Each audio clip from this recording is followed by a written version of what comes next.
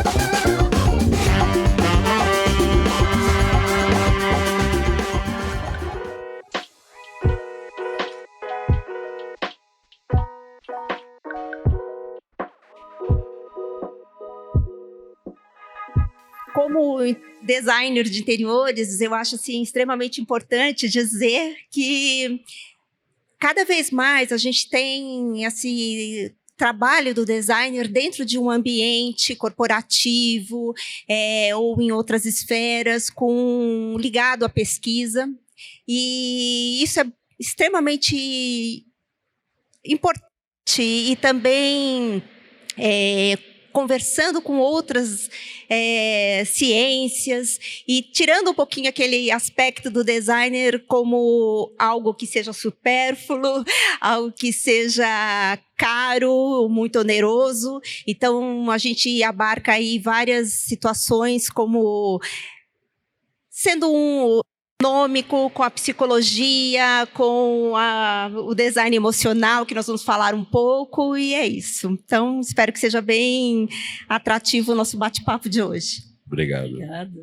Olá, obrigada pelo convite. Eu sou Ana Paula, eu sou arquiteta, mestre e doutoranda em design, professora de design de interiores, de graduação, pós-graduação, e também tenho uma pesquisa muito atual nesse sentido, quando a gente fala do design emocional, quando a gente fala da relação, né, de um termo aí de neurociência aplicado aos ambientes, e aqui muito particular, voltado ao espaço corporativo. Então, a gente acha bem interessante trazer algumas questões que parecem distantes até dessa abordagem do espaço, mas da importância do profissional que projeta, que usa, né, e se utiliza de todos esses materiais diante de uma composição de ambiente, de sensações possíveis quando a gente fala de ambiente corporativo, e trazer esse aspecto humano, que nesse momento tão atípico, né, e a gente saindo e tendo essa retomada, como que isso pode ser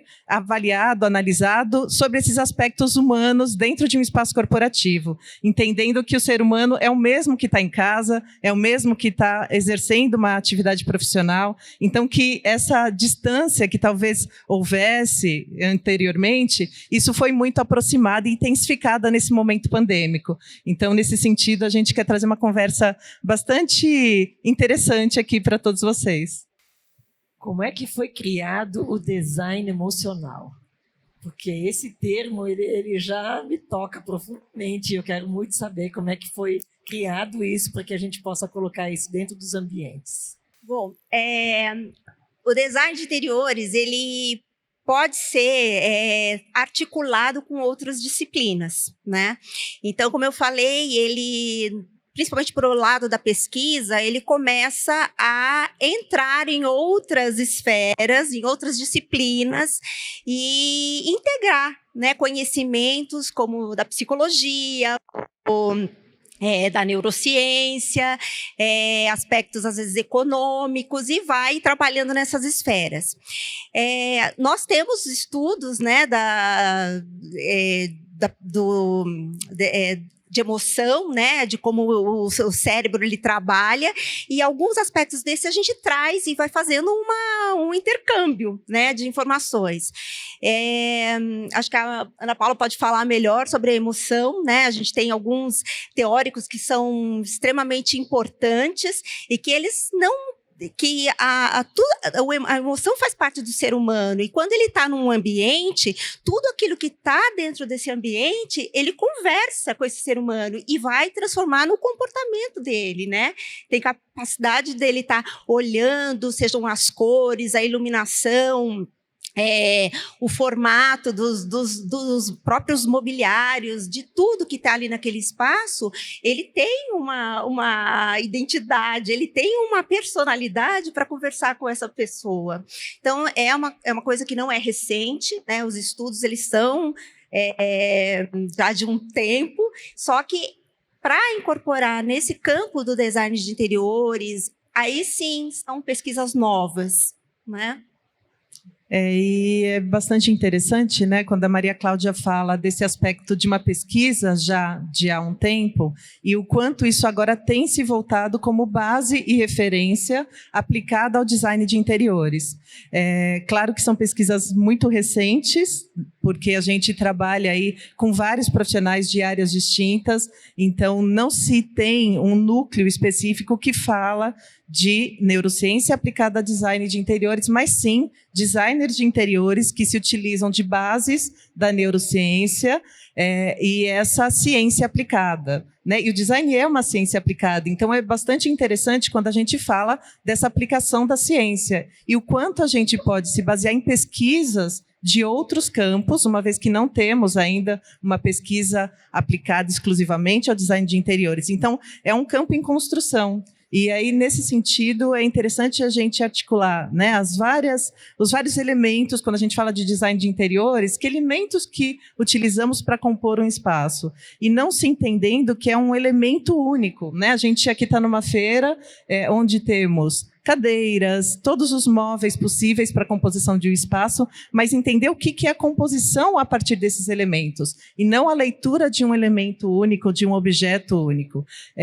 Como a gente dizia, né, a gente não são as pessoas que se adaptam aos ambientes. Hoje, os ambientes são pensados a partir dos perfis dos usuários. Então, isso é bastante interessante também. Como a Maria Cláudia comentou, a partir das emoções, o que essa luz diz nesse ambiente, o que essa luz natural diz nesse ambiente, o que essa luz artificial, inclusive com relação a emoções e sensações, né, são coisas distintas, inclusive, quando a gente fala das emoções inerentes aos seres humanos, o que ele espera nesse ambiente corporativo? O que ele traz? Não tratar apenas a pessoa dentro daquelas quatro paredes, né?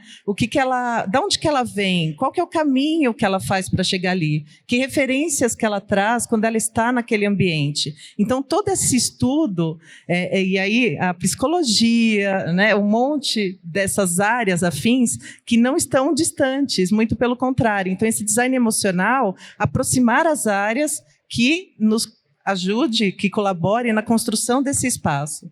Quem é que normalmente, quando você vai abordar uma empresa para colocar esse design emocional dentro das empresas, com quem você fala? Karen, é muito interessante essa sua pergunta, porque a gente, né, diante de uma classe, há um tempo atrás, talvez elitista, né, e muito no seu quadrado, quando a gente fala de arquitetos e designers de interiores, porque, inclusive, a importância do design de interiores, ela não é recente, o design é um campo já há um certo tempo muito válido dentro das nossas condições aqui de arquitetura.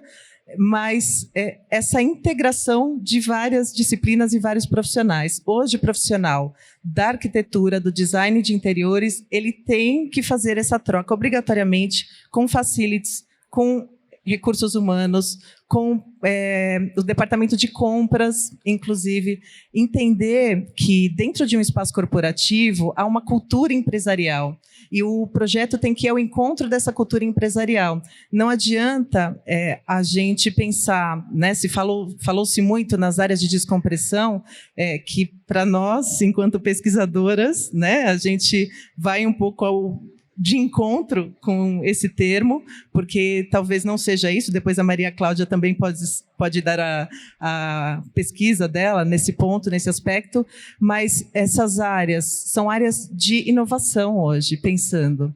E não adianta pensar num espaço que se chama de uma área de socialização dentro de uma empresa, se a cultura da empresa não permite que o funcionário se utilize da maneira mais adequada daquele espaço. Então, tem que fazer parte de uma cultura empresarial. Quando o funcionário chega, um colaborador na empresa, como que ele é recebido? E aí depois mostrar apenas um espaço isolado dentro da empresa não conversa com aquela cultura. Como que ele é tratado ao longo do caminho dele dentro dessa empresa? Se a gente fala de colaboradores, né, a gente muda o termo, inclusive, não são funcionários, são colaboradores. E a importância desse colaborador hoje para a empresa é fundamental. Entender que a empresa, o grande valor, a riqueza de uma empresa hoje é o caráter humano. E caráter humano não só de pessoas isoladas, pensando na coletividade. Que grupo que é esse que eu tenho ali? O que eu posso extrair diante de uma diversidade de formação, de experiência, até no sentido de memórias, o que essas pessoas trazem e agregam. O que antes se consolidava muito numa formatação, a empresa formatar os funcionários para que fossem dentro de uma rigidez, hoje a empresa, eu vejo, pelo menos diante dessas novas constatações, que a empresa que se beneficiará mais recentemente são aquelas que tiram partido da diversidade e da experiência dos seus funcionários como indivíduo. Até porque existe, né, que a gente vem conversando esses últimos 3 dias aqui, né, existe uma grande dificuldade das empresas em fazer o retorno do colaborador, entender o que eles querem, em que momento eles querem, porque a gente acabou conversando com pessoas que já no processo seletivo, né, já perguntam, eu tenho que ir? Então, acho que a questão não é mais a questão do RH, ele é bem estratégico hoje, né, ele tem que ter esse feeling, né, de conhecer o seu público, o seu colaborador, como atrair, como reter, né, Karine? E com esse design, com certeza vocês conseguem reter muito mais pessoas dentro do ambiente de trabalho, porque você faz com que o ambiente se torne um ambiente extremamente acolhedor, né, e que dê prazer de trabalhar. O difícil é bater na porta e entrar. Como é que se quebram essas barreiras, né? Fala Sem um pouco. dúvida nenhuma. Esse é um maior desafio que a gente tem na área, né? Mas o que eu acho que é mais interessante a gente entender é que o ambiente, quando ele é construído, ele é criado, ele tem que estar em sintonia com os valores da empresa. Então, eu acho que é bem essa questão. O gestor da empresa ele tem que entender a importância do ambiente criado para que ele seja atrativo, seja convidativo, que crie essa atmosfera. Eu acho que é interessante a gente falar da palavra atmosfera, que ela tem várias camadas, né? Então, como esse ambiente ele vai propor essa relação de trabalho com os colaboradores, com os próprios gestores e os funcionários, todas essas questões que estão envolvidas.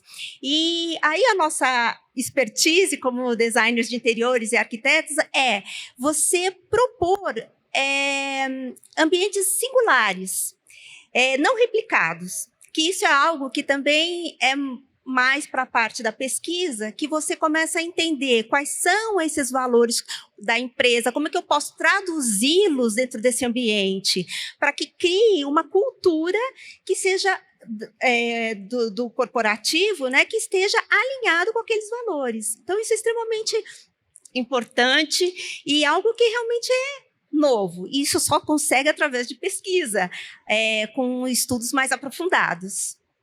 Me fala um pouco dessa pesquisa que você fez. Bom, eu sou da área da comunicação e semiótica, trabalho com a semiótica visual, onde os elementos plásticos que estão dentro do ambiente, como a gente tem as cores, né, que é o elemento cromático, o topológico, que seriam as posições em que esses elementos estão dentro do espaço, também o eidético, que são as formas, tudo isso, e o matérico também, né, que seria um carpete ou um tipo de uma textura, tudo isso entra nessa tradução dos valores que a gente usa.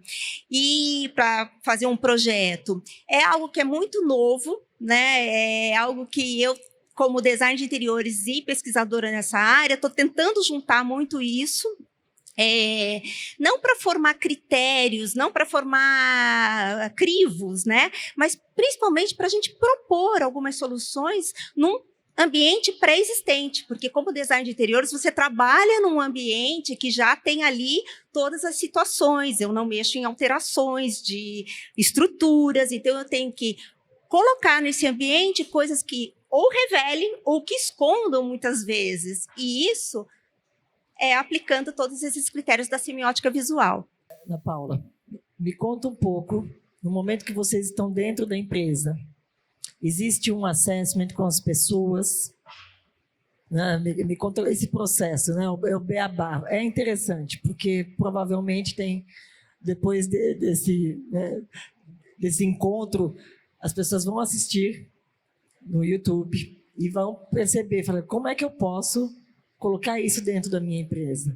Quanto mais vocês passarem para a gente esse passo a passo, né, mais as pessoas vão se interessar, porque eu estou encantada aqui, já imaginando isso numa empresa, né, e os exemplos que isso pode dar para outras empresas. Para quem é da área de arquitetura e design de interiores, tem uma palavra que é o briefing, e que também permeia as demais áreas aqui, né, do marketing, tudo isso. E quando a gente fala desse briefing, é esse primeiro levantamento. Esse briefing é muito difícil, um bom briefing. Se fazer um bom briefing é muito difícil. Quando a gente fala do que eu necessito para fazer um projeto de interiores ou de arquitetura, esse briefing passa muito no sentido, num primeiro momento, nesse sentido de necessidades. E a necessidade, muitas vezes, quem traz é o próprio cliente. Então, como que o profissional da área se baseia apenas numa necessidade trazida pelo cliente? O cliente ele tem uma visão do negócio, muitas vezes. Muitas vezes ele tem uma visão só do espaço físico. Muitas vezes ele tem uma visão restrita do que o RH daquela empresa falou. E esse briefing, dentro da nossa área, ele abrange, e cada vez mais, esse contato com toda a empresa, com todos os departamentos da empresa, principalmente com os colaboradores. Então, os colaboradores é esse profissional principal dentro da elaboração desse briefing, de todos esses aspectos que a gente precisa, e profissionais de todos os departamentos. Então, aqui não são colaboradores no sentido de funcionários que exercem uma função daquela empresa com relação ao produto final daquela empresa, mas quem está por trás daquela empresa, inclusive transportadores, motoristas, a empresa, a cultura empresarial que a gente fala. Então, nesse sentido, quem compõe a empresa são os primeiros aspectos levantados dentro desse briefing. Esse aspecto humano, essa relação que a gente precisa. Diante disso, é uma análise do que a empresa precisa. Porque muitas vezes quem nos procura não necessariamente quer manter algo, né? Ela quer algo diferente. Para quem procura um profissional da área de arquitetura e design, ele quer mudar. E o que ele quer mudar? E muitas vezes também é baseado em algo que ele viu, como a Maria Cláudia comentou, não é uma réplica. gerar identidade a partir das informações que a gente compõe nesse briefing. Essa identidade talvez seja algo novo para aquela empresa. Então, esse briefing, sim, partindo de entrevistas, então entrevistas com todo o corpo humano que compõe aquela empresa, um levantamento do espaço, muitas vezes é um espaço existente de uma sede, de uma empresa, ou é algo novo. Diante desses últimos tempos, muito tem se revisto, né? Tem até um termo aí, o retrofit, novos usos dentro de um mesmo ambiente, mas empresas que buscam espaços mais amplos, galpões sendo, né? A gente tem vários exemplos, vários cases aí estudados de galpões que foram adequados, adaptados para espaços mais amplos, valorizando esse contato do interior com o exterior também, que é algo muito válido da gente trazer nessa conversa, o quanto a gente faz essa conexão de espaços interiores e exteriores. Para o próprio colaborador, tem até alguns exemplos que muitos dos clientes nos trazem como referência e que, quando a gente levanta todos os aspectos necessários para aquela empresa, era uma única referência que ele tinha e que a empresa dele não teria uma ligação tão direta com aquela resposta que ele trouxe.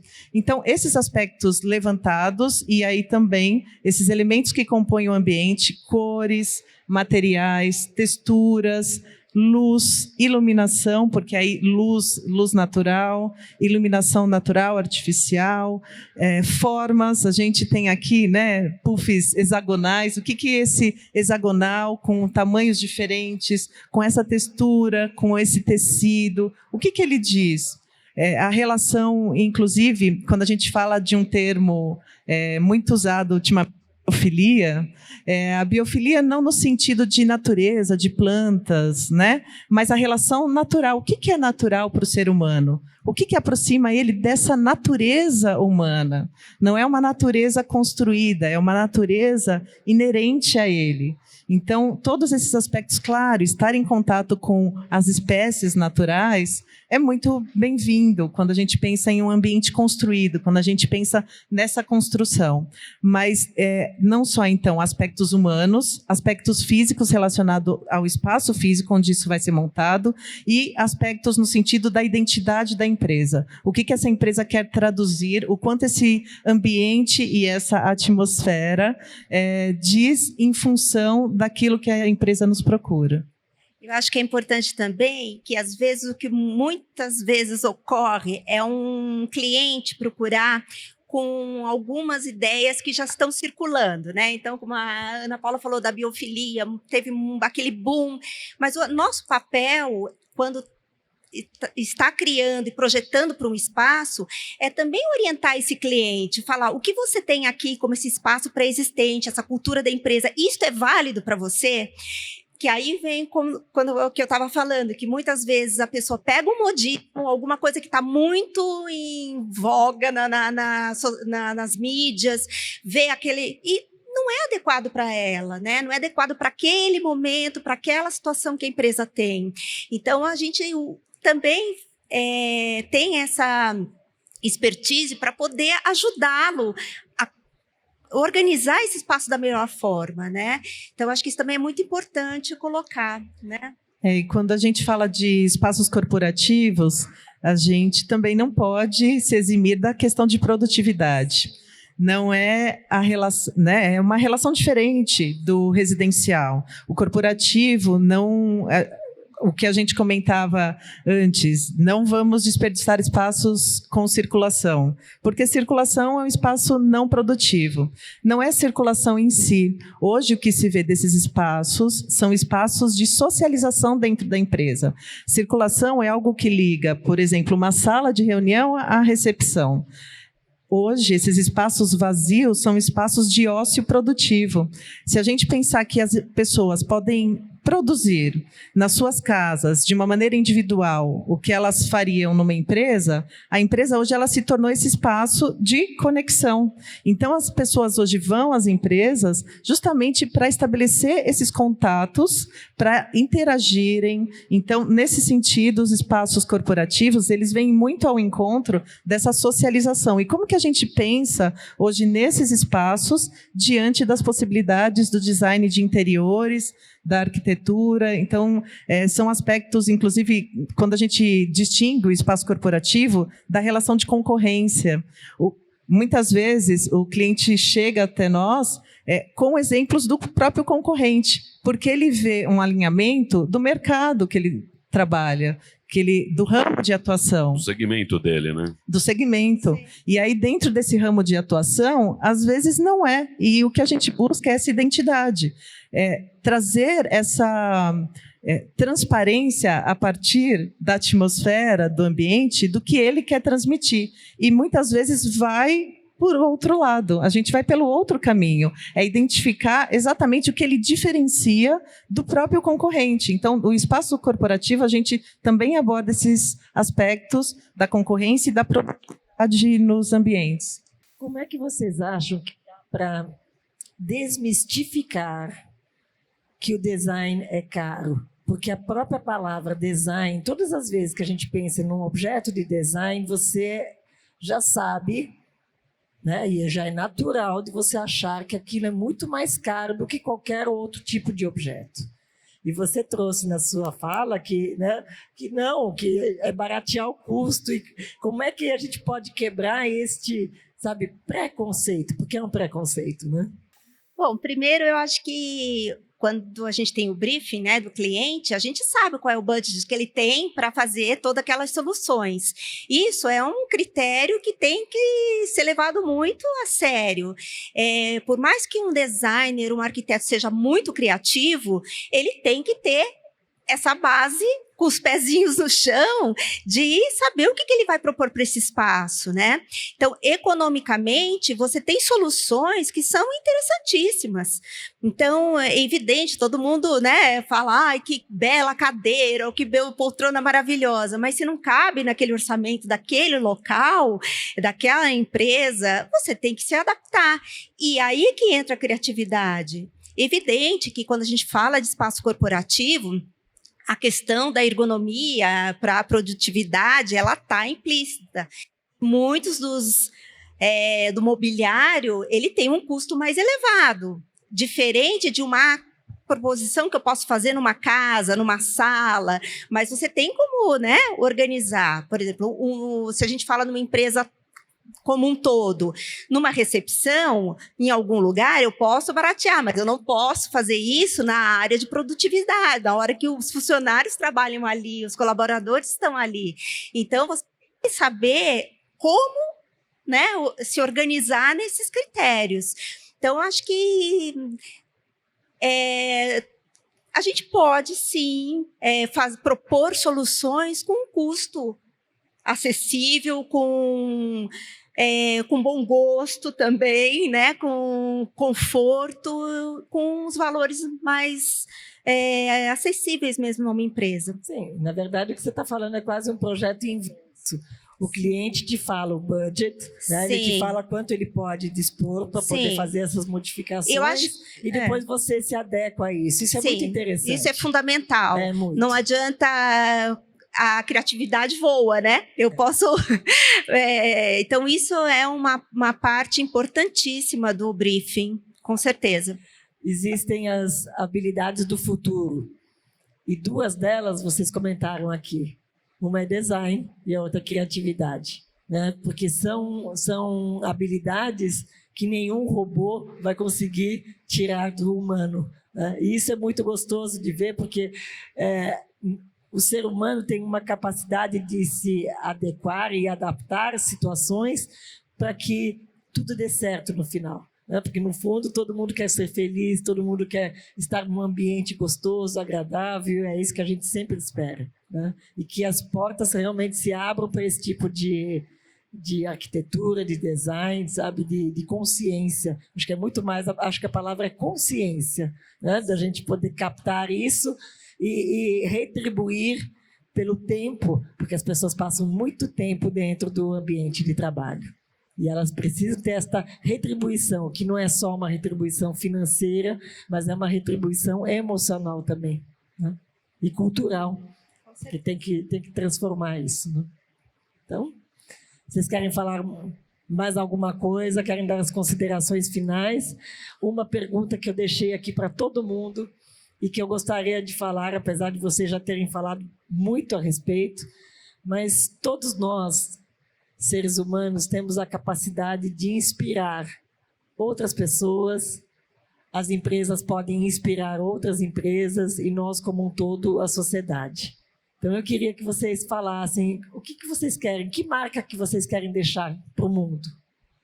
Puxa, eu acho que, como designer de interiores e pesquisadora em design, eu acho que o mundo está em construção, né? Sempre está numa caminhada. E a gente passou aí recentemente por essa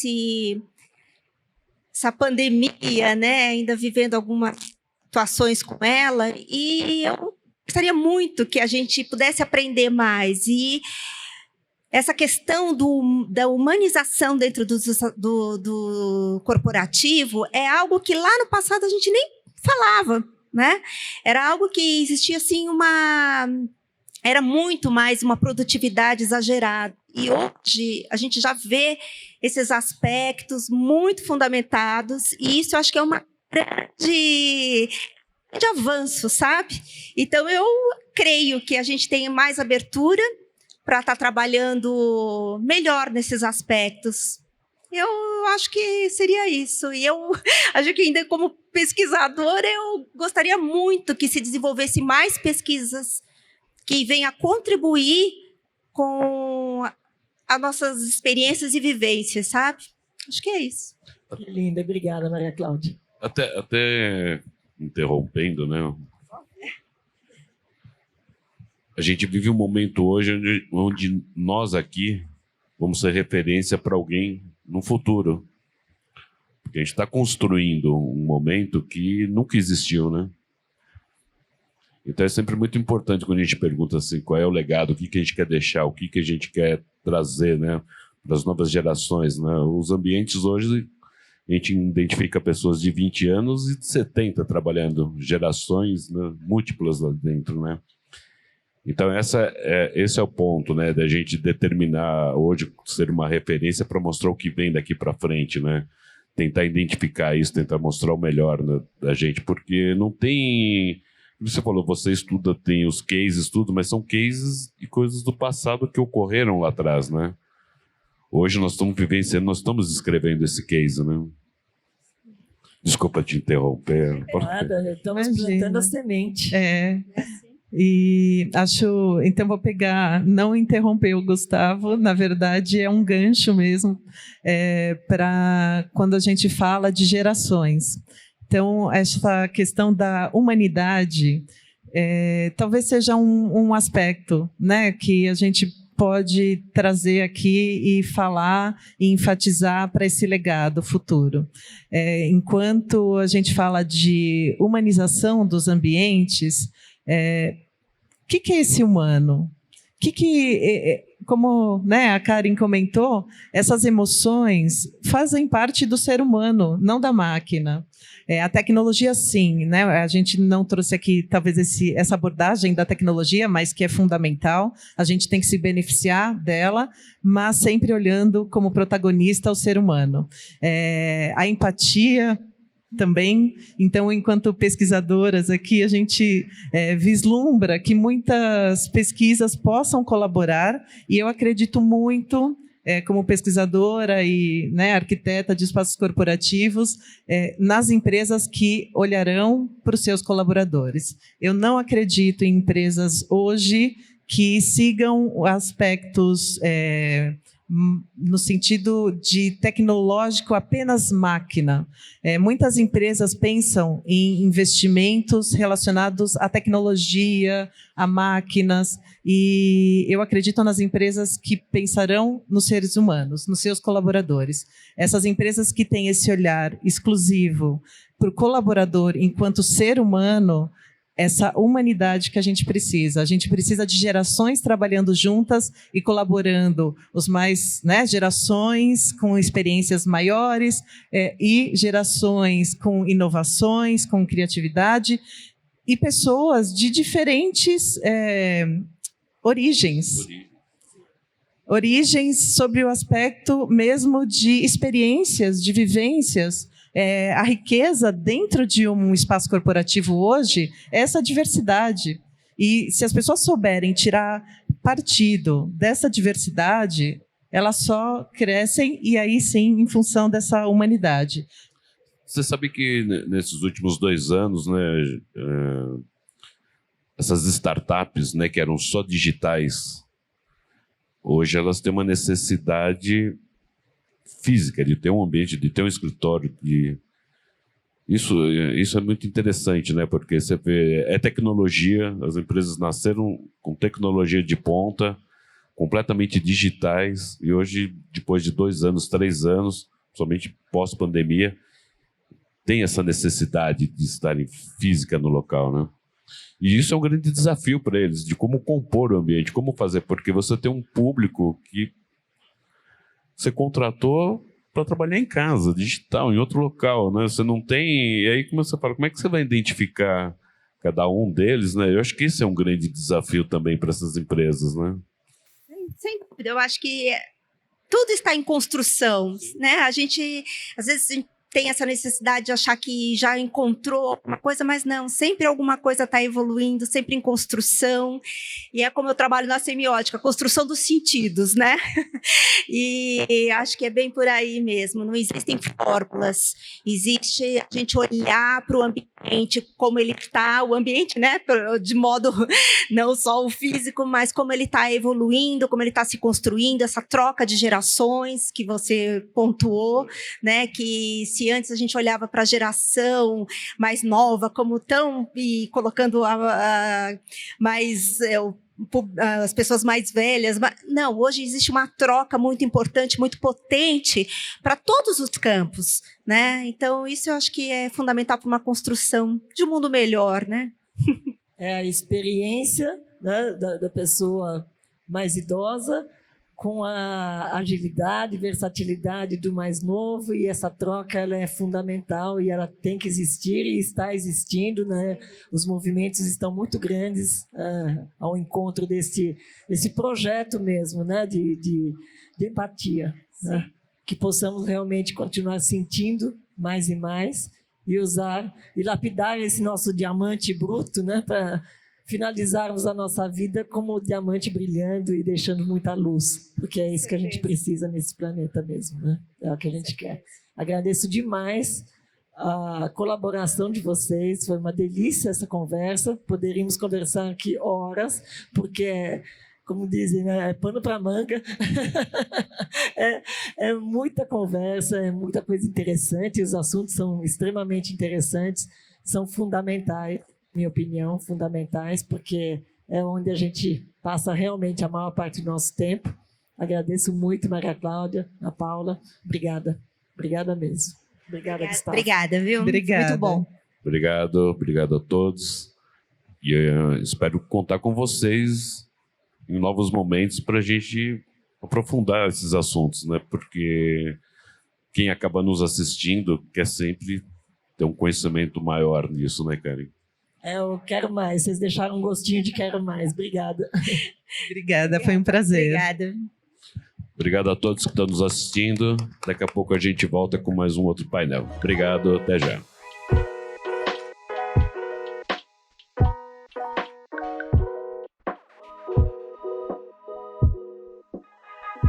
Olá, pessoal. Estamos aqui de volta hoje com um convidado aqui especial, o Leonardo Cavalletti. Ele vai contar um pouco para a gente como está essa trajetória da Cavalletti. Eles tiveram uma experiência incrível, né, Leon?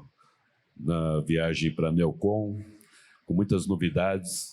Seja bem-vindo, Léo. Muito obrigado, pessoal. Gustavo, Karen, Luiz. A Cavalete, ela é uma empresa com mais de 47 anos de mercado. Ela é situada do Rio Grande do Sul, onde o seu Mário e o seu Gilmar começaram, literalmente indo um porão de uma casa, fazendo reformas de sofá,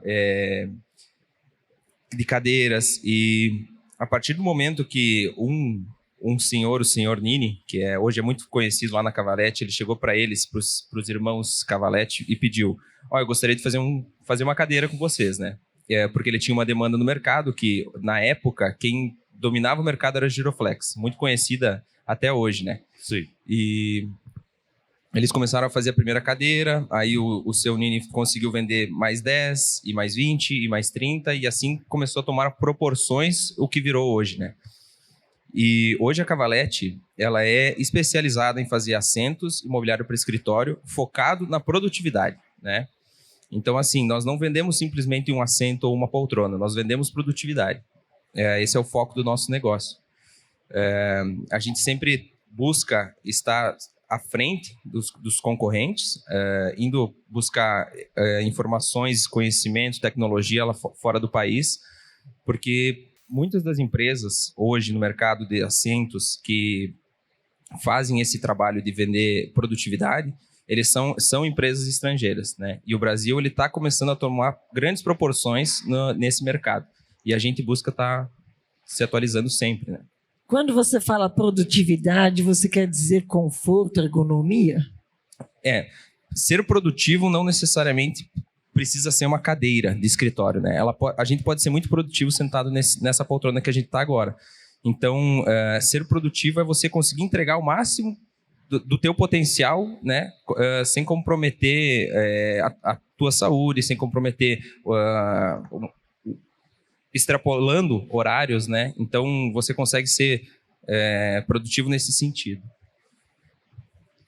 Quando a gente fala de produtividade, né, a gente sempre pensa em algo que está passando dos nossos limites, né, e não dentro de uma situação que seja uma situação de muito conforto e tudo. Quando você fala de produtividade, vocês estão unindo tudo isso, né? Bem interessante.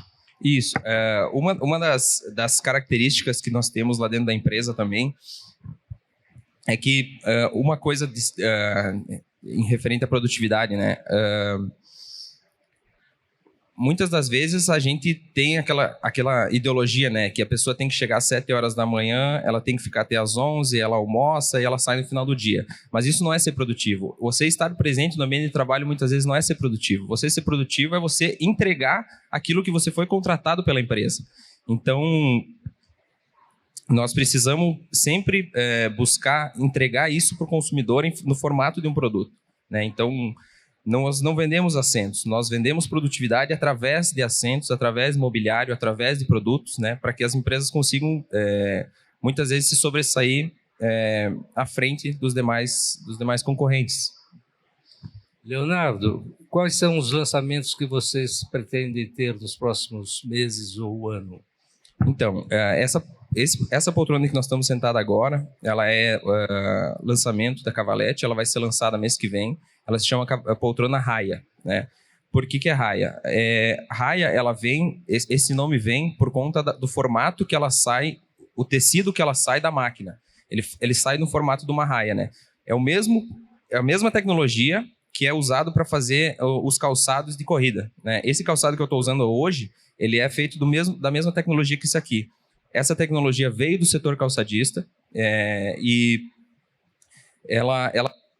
tudo que vocês estão vendo aqui não é um tecido, ele é trançado, né, nesse formato que ela está aqui hoje. Então ela não tem emendas, ela não tem nada disso, ela respira muito melhor, ela tem uma elasticidade também no encosto, novamente, gerando produtividade no trabalho. Ela é de extremo conforto. Nós passamos aqui nos painéis durante esses 4 dias e nós sentamos e foi algo assim que me chamou muita atenção. Porque quando você tem conforto, trabalhar e nós estamos trabalhando, Foi maravilhoso. Eu estou falando isso porque você tem várias posições. Quando você senta assim de ladinho, você está confortável do mesmo jeito. Não é que você sempre tem que estar na mesma posição. Adorei esse design. Eu até notei, né, que nos painéis que a gente teve, teve uns que chegaram a ser 2 horas, né, e a Sim. pessoa ela realmente fica na mesma posição, ela não fica, sabe quando a pessoa fica meio desconfortável e fica indo para frente, para trás, ela levanta um pouco, a pessoa fica exatamente no mesmo lugar, então isso foi muito bom, foi uma boa percepção que a gente teve do produto, né, porque como o produto ainda não foi lançado, a gente fez alguns testes dentro da empresa, mas não na prática, né? Então, de colocar ela num local onde são pessoas que não têm ligação nenhuma com a empresa, sentarem na cadeira e terem boa noção, né, do que ela pode entregar para a pessoa que está sentada. Leonardo, outra pergunta. Dentro da Cavalete, quais são os designers que vocês trabalham, contratam e trabalham? Então, a gente vem há alguns anos trabalhando com um design suíço que se chama Marc Sapet. Foi ele que foi o idealizador dessa poltrona aqui. Bem como a Match, que é essa verde que nós temos aqui nas laterais do estúdio. E ele consegue transmitir exatamente aquilo que a Cavalete ela prega, né? Que é um design mais minimalista, um design que se encaixa em diversas situações dentro do escritório. A gente tem a cabine do Float também, que nós temos um escritório de arquitetura R4 Design em Porto Alegre, que nos ajudou a fazer esse sofá. Então, assim, nós temos designers internos também, que desenvolvem mais a parte de cadeiras, né? E designers externos que desenvolvem a parte de sofás, poltronas e demais itens na nossa gama de produtos. Quem é que faz a parte do que o cliente quer? Né, esse contato direto do que o cliente precisa, na verdade. A Cavalete entende que ela precisa escutar o que o mercado quer comprar, né? Porque assim, ela não pode ditar as regras do que tipo de produto ela quer colocar no mercado. Vamos supor que a gente vai começar a fazer cadeiras com assento em formato de cela. Não sei se vocês já viram essas cadeiras, né? Então, o mercado ele não quer comprar isso agora. Então, por que a gente vai desenvolver um produto, por mais que seja um produto muito ergonômico, por que a gente vai desenvolver esse tipo de coisa, sendo que o mercado não quer comprar? Então, a gente tenta fazer com que todos os itens que são produzidos lá dentro sejam itens que o mercado está disposto a adquirir, né? Então, basicamente seria essa concepção. O mercado ele dita as regras do que ele quer. Como as meninas antes estavam falando, né, sobre a forma que as pessoas querem trabalhar. Às vezes elas querem ir para o escritório, elas querem se sentir confortáveis. Então a gente tem que fazer produtos que as pessoas se sintam confortáveis no escritório, se sintam confortáveis em trabalhar lá. É o que o mercado dita, né? É o que o mercado rege. Você acompanhou todos os painéis durante esses 4 dias, pessoas de diversos segmentos, arquitetos, né, as empresas de engenharia, o RH, Facility, né, você conseguiu absorver toda essa necessidade, né? Porque acho que isso é um aprendizado para a indústria também muito grande, né? De entender o que está acontecendo dentro do ambiente, né? Dentro do workplace, né? Como um todo, né? Sim. Uma das coisas que me chamou muita atenção é que em todos os painéis e em todas as conversas de todos os palestrantes, a gente percebeu que realmente nós estamos alinhados com o que nós estamos entregando para o mercado, né? Eles falam de neuroarquitetura, neurociência, biofilia, todas essas coisas a gente trata lá dentro da empresa. Às vezes não de forma 100% direta, mas de algum momento a gente fala sobre isso. Então, entender que as pessoas que colocaram todos esse conhecimento para fora aqui, a gente percebe que nós estamos fazendo um bom trabalho, nós estamos conseguindo entregar bons produtos, nós estamos conseguindo entregar produtividade, e eu acho que a gente só tende a crescer dentro desse segmento, né? Esse segmento de vocês, ele é só para as empresas ou vocês pensam em ampliar? Então, a Abimad, ela é uma feira voltada para móveis de alta decoração residenciais, né? E o nosso produto ele é voltado para escritório. Porém, muitas das impressões das pessoas que passaram aqui no stand e olharam os produtos, elas perceberam, poxa, por que esse produto aqui não pode ser colocado em casa? Por que tal produto não poderia ser de uma cor diferente ou de uma textura diferente para ser colocado em casa? É possível fazer essas alterações. E hoje não é o nosso foco, mas depois da BIMAD deu para perceber que nós temos possibilidade, né, para a gente colocar esses produtos no residencial também. Porque hoje, no caso, nós não atendemos esse público. Né? Mesmo a cabine, né? Foi um sucesso aqui. Isso chamou bastante atenção, Sim. somente para quem cuida de um home office hoje, né? Sim. A cabine até não dá para pegar na câmera, né? Mas nós temos uma cabine semi-privativa que ela é toda fechada. E no momento que você olha para ela, você já se sente aconchegante ali, olhando por ela, né? Para ela. E a partir do momento que você senta nela e você sente aquela pressão no ouvido por conta da acústica, você percebe que aquilo poderia se tornar uma pequena sala de reunião, até um pequeno ambiente de trabalho dentro de um espaço aberto. Que foi o que aconteceu. Eu fiz várias reuniões aqui durante o evento, né? Eu utilizei a cabine o tempo todo, né? Isso... Porque assim, às vezes o arquiteto ele fez todo o andar, ele fez toda salas de reuniões, tudo, e só que como a sala de reunião é algo engessado e muito grande, às vezes ela acaba se tornando um pouco não muito usável, né? Então, você colocando uma cabine, às vezes uma de frente para outra, uma de costas para outra, ou virada para fora do prédio para você conseguir ver a vista, você consegue ter uma pequena sala de reunião, né? E você consegue ser produtivo ali dentro. Com acústica, né? Com acústica, exato. Que hoje é uma coisa que está pegando bastante, né, na hora dos escritórios, de construir os escritórios.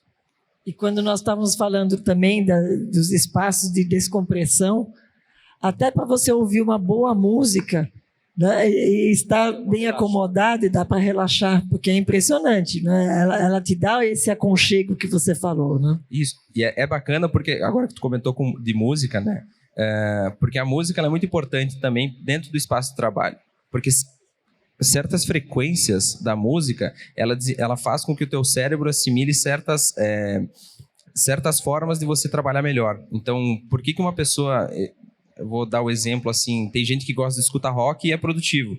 Aquela frequência no cérebro daquela pessoa trabalha melhor do que ela escutar uma música, sei lá, um pop clássica, rock, né? alguma coisa assim, né? Então, essa parte da audição no ambiente de trabalho também é muito importante. O Parque Fabril de vocês hoje está localizado aonde? Nós estamos localizados no Rio Grande do Sul, em Erechim. Fica, para uma referência um pouquinho melhor, fica a 70 quilômetros de Chapecó. Que daí todo mundo, quando fala Chapecó, todo mundo sabe mais ou menos onde é, né? Então a gente se localiza por ali. E desde sempre foi lá, né? Nós temos também o nosso Work Lab, que é aqui em São Paulo, no Senu, na Torre Oeste. Ele é aberto a visitações também, né? E lá nós temos o escritório como experiência. Então, as pessoas que vão lá, elas conseguem ver tudo aquilo que a gente aplica na prática na fábrica e o que o mercado está ditando, a gente coloca dentro do Work Lab para a gente fazer, às vezes, simulações de como o produto ele vai se comportar no mercado e tudo mais. Eu tive, inclusive, com a Naga lá, né, Naga? A gente... Isso, foi muito surpreendente a fábrica, muito interessante. Muito surpreendente. Não só na fábrica, mas como aqui com o Rubens, né, no Work Lab, né, que a gente também participou, né? Um lugar muito agradável, parte de biofilia também, uma vista formidável ali da Ponte Estaiada, né? Leonardo, conta um pouquinho para a gente da sua visita a Chicago na feira Nelcon. Então, a Nelcon é uma feira americana, né, localizada em Chicago. E esse ano foi muito interessante, por quê? Nos anos anteriores, uma coisa que acontece sempre é que a Nelcon ela lança produtos, né, das grandes empresas, e a Orgatec, que é uma empresa, é uma feira na Alemanha, ela replica o que a Nelcon lança, né? E esse ano na Nelcon a gente teve poucos produtos lançados, produtos assim que eu posso dizer que eram disruptivos ou novidades, porém a quantidade de combinações de cores, texturas e tecidos que tinha era muito maior do que nos outros anos. É uma coisa que nós notamos bastante diferença, né? Porque às vezes a gente tinha a mesma cadeira, porém com um tecido diferente, cor diferente, e isso, só mudando a cor ou o tecido já causa um impacto no mercado muito grande, né? Tecidos com essa sensação de ser mais grossos, né? Mais puxados para casa, né? Que são tecidos mais robustos, mais confortáveis, né? Formas um pouco mais arredondadas, tudo submetendo a conforto, né? Lembrar mais a casa dentro do escritório. Né? Isso, sensorial. Isso é uma tendência que vocês acabam também não só fazendo a pesquisa lá fora, mas trazendo para o produto aqui dentro, né? Sim. Como eu falei, a gente vai buscar algumas referências lá fora, mas também nós temos o know-how para dizer que esse tecido ou esse tipo de produto ele vai ser muito bom no nosso mercado, né? Embora que o Brasil seja um país muito quente, mesmo assim, o tecido grosso no nosso mercado é muito bem visto, né? Do que o tecido fino. Já na cadeira é o contrário. A cadeira, o mercado brasileiro gosta de comprar cadeira telada, que é a cadeira onde não tem um encosto plástico, mas tem a tela no meio, né? Que nem essa aqui, por conta de ser um país muito quente e tudo mais. Né? Então a gente tende a produzir mais cadeiras teladas do que cadeiras normais. A Cavalete pensa no mercado internacional? Como é isso? Nós já atuamos no mercado internacional, toda a América Latina nós já atendemos. Nós já temos também África do Sul e Suíça. Suíça. E nós estamos abrindo mercado nos Estados Unidos também. Até a gente se impactou, porque a quantidade que o americano compra é algo fenomenal. É o maior mercado do mundo mesmo. Eles são muito do consumo, né? Então, assim, lá você não tem assistências técnicas, né? Ou você, para arrumar um produto, estraguei um liquidificador, vou arrumar um liquidificador. Eles jogam fora e eles compram novo. Então, a gente sentiu bastante isso, porque quando eles começaram a comprar, eles não compram um pouquinho, eles compram um pocão, sempre, né? Justamente por causa disso, né? Reposição, né? Isso. Existe alguma certificação especial e específica para poder exportar esse tipo de produto? As certificações que os Estados Unidos eles atendem, ela é um pouco diferente da do Brasil, né? Lá o assento das cadeiras pode ser de tela também, assim como a Herman Miller a Aeron tem, né? Aqui no Brasil não conseguimos atender, essa cadeira não consegue atender as especificações brasileiras, mas lá fora é um pouquinho mais rigoroso do que o Brasil em relação a normas, né? Queria saber qual é a inspiração que a Cavalete deixa para outras empresas, para o mercado em si e para as pessoas. Então, é uma pergunta bem peculiar, mas eu acredito que uma das grandes qualidades da Cavalete, não somente no produto, mas é como ela trata as pessoas, né? A gente tem o slogan de valor em fazer mais, sempre, né? Então, assim, a gente trata as pessoas como se fosse família, né? Eu acredito que a Cavalete acredita que um bom relacionamento com as pessoas gera mais engajamento, gera mais trabalho, gera mais produtividade.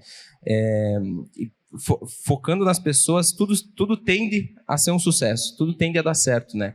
Do que simplesmente ser alguma coisa muito engessada, algo que não consegue perdurar durante o tempo, né? Então, todos os diretores lá dentro, seu Gilmar, seu Mário, Jair e João, que são a família que está lá dentro, né? Elas sempre transmitem isso para o mercado, né? As pessoas sempre falam que quando vão lá visitar a Cavalete, elas se sentem muito acolhidas e tudo mais. Então, eu acho que esse é o grande legado que a Cavalete tem a deixar no mercado, que as pessoas que fazem a diferença. Não são produtos, não são ideias, são as pessoas mesmo. A gente tem que lembrar sempre que estamos no Brasil e os fabricantes brasileiros, eles sofrem muito em vários aspectos, né? E quando você fala de uma empresa bem-sucedida, que é uma empresa familiar, né, bem estruturada e que tem esse pensamento nas pessoas, que recado você poderia deixar para outros empresários, para outros fabricantes brasileiros, para que eles não desistam tão fácil? Qual é o grande segredo de uma Cavalete de tantos anos, né, que está no mercado? Qual é o segredo que faz com que vocês perdurem, permaneçam e que queiram continuar?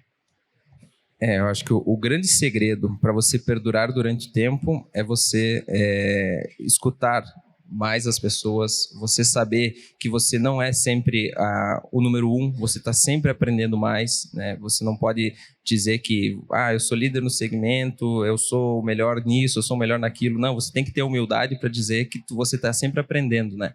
Então, valorizem as pessoas, valorizem os funcionários, é eles que fazem com que a tua empresa vá para frente, né? Então, eu acho que é esse o grande segredo do sucesso.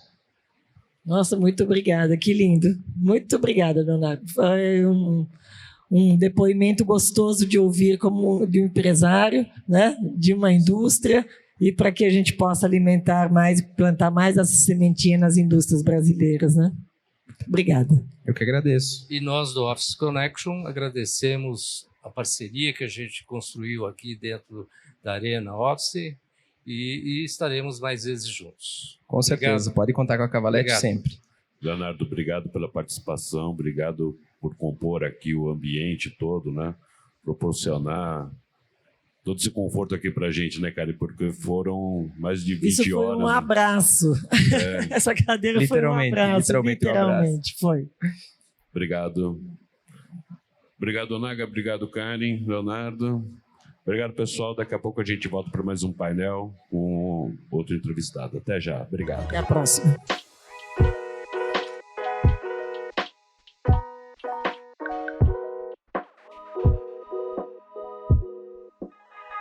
Olá, pessoal. Estamos aqui de volta com o último painel da Arena Office na Abimad. E hoje estamos encerrando em grande estilo. Grandes pessoas aqui com a gente. O Rogério Gaspar e Elizabeth Oe. Obrigado pela presença, sejam bem-vindos. Eu vou até pedir para vocês se apresentarem para o nosso público que está nos assistindo. Eu sou Elizabeth Vey, eu presido o Comitê Brasileiro de Cores há 40 anos, que faz um estudo profundo, pesquisa as tendências internacionais, comportamentais, vamos dizer, da sociedade, para compor uma cartela de cores bienal, que é aplicada na indústria, e muitas indústrias moveleiras que estão dentro da Abimad. Mas o que eu gostaria de falar com vocês é justamente esse momento da transformação da sociedade em relação aos escritórios. Então, se vocês me permitirem, depois que o Rogério se apresentar, eu posso falar um pouquinho com vocês. Nós vamos adorar. Vamos lá, meu nome é Rogério Gaspar, sou arquiteto de formação, construtor por ocupação, professor de pós-graduação, tudo termina com "ão", né? Mas, antes de mais nada, eu gostaria de agradecer ao Gustavo, ao Luiz pelo convite, pela Office Connection, Comitê Brasileiro de Cores aqui com a Dama das Cores, né? Beth Vey, é sempre uma honra estar junto com vocês.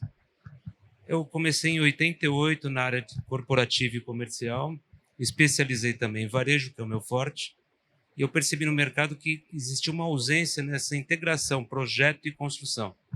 Porque a gente viaja muito projetando, mas tem que ter um pouquinho o pé no chão na hora de construir. E, em função disso, o mercado fluiu, foi-se embora, estamos já em 2022, e eu percebi que o comportamento em si ele vai se transformando, mas a transformação, nos últimos anos, tomou uma velocidade assim fenomenal. E a gente tem que estar muito atento. Eu sou professor de ocupação voltado para arquitetura, para neuroarquitetura aplicada no corporativo. Então, eu estudo comportamento, em função do estudo do comportamento, como eu posso propiciar bem-estar, performance, produção, mas sempre relativamente voltado para a saúde do ser humano, integrado, né? A gente tem que discutir o ser humano e não o projeto em si. Então, o diálogo entre o ambiente e o espaço corporativo e o ser humano como um comportamento, como protagonista. Acho que essa é uma grande preocupação nossa em trazer isso para todos os painéis, né, Karim? Que a gente participou durante esses 4 dias aqui. E a preocupação com o colaborador, né? Com quem está inserido nisso. E eu acho que essa questão da neuroarquitetura é muito importante. Gostaria até que você falasse a respeito disso, como o o seu cliente, como que as pessoas vêm percebendo, vêm demandando essa necessidade, né, para o ambiente corporativo, né? A questão da neuroarquitetura inserida nisso, né? Que acho que é bem fundamental nesse momento. Beth? Pois é, eu tenho um escritório de arquitetura que atende bancos. E eu estou muito chateada, porque a minha equipe teve que ser desarticulada e eu hoje faço o controle por, vamos dizer, contratos de terceiros, de arquitetos terceirizados, porque a minha função hoje é desarticular agências. Entendi. Então, é uma tristeza nós vermos a quantidade de funcionários em bancos que estão sendo dispensados com muita, vamos dizer, humanidade, mas não há necessidade mais do ser humano diante dos CPDs de todas essas grandes organizações que se adaptaram para o controle digital, remoto. Então, o ser humano perdeu um pouco da importância perante o digital. Então, os escritórios dos bancos, que ocupavam 4, 5 andares de prédios, estão ocupando 2 andares, 3 estão vazios. Então, os escritórios de arquitetura ativos estão desmanchando as instalações. Então, é uma tristeza, porque os outros andares que nós estamos fazendo, adaptando, nós estamos adaptando sem saber, hoje, uma definição concreta e certa se o ambiente será residencial ou comercial. Isso é interrompendo um pouco, isso é uma percepção que nós acabamos tendo nesses dias todos, né? Porque eu conversei agora há pouco, inclusive, com a Maria Cláudia e com a Ana Paula, né?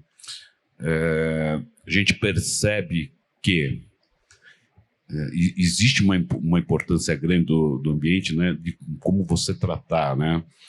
E nós estamos ditando, nesse momento, o que vem pela frente.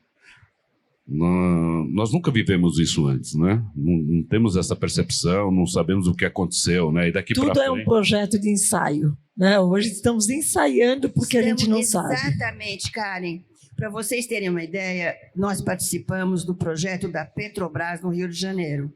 Um edifício onde tinham milhares de funcionários. Hoje eles têm 1/3, acho que menos de 1/3 de funcionários dentro, trabalhando pessoalmente dentro dos escritórios.